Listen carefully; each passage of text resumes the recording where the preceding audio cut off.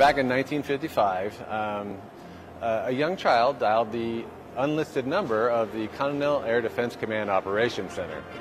The young child was actually trying to dial a phone number printed in a local advertisement to talk to Santa, but instead he got Colonel Harry Shoup, who was the command center director on duty that day, who ensured the young child that we would do everything in our power to track Santa's journey and keep him safe.